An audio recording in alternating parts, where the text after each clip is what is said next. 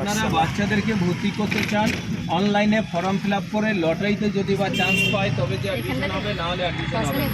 12 মাস এখানে morning class হয়, কোনো চেয়ার বেঞ্চি চলে না, ওপেন ক্লাস। আপনার এখন ছুটি চলছে দাদা, ঠিক আছে? আচ্ছা। আর ওই যে হলুদ রঙের বাড়িটা দেখা যাচ্ছে না, ওই বাড়িটা হচ্ছে রবীন্দ্রনাথ ঠাকুর যখন প্রথম কলকাতা জোড়াসাগর বাড়ি থেকে বিয়ে করে এসেছিলেন, তিনি প্রথম ওই বাড়িতে উঠেছিলেন।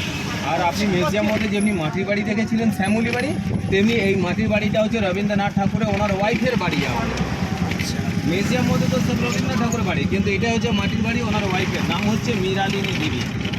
আচ্ছা। সামনে ডান দিকে যেটা দেখছে এই গেটটা হচ্ছে আমাদের বসন্ত উৎসবের গেট, আনন্দ পাঠশালা, বাচ্চাদের ভর্তি করা হয় এখানে আপনার, ঠিক আছে? পাঠ ও ভবন বলা হয়।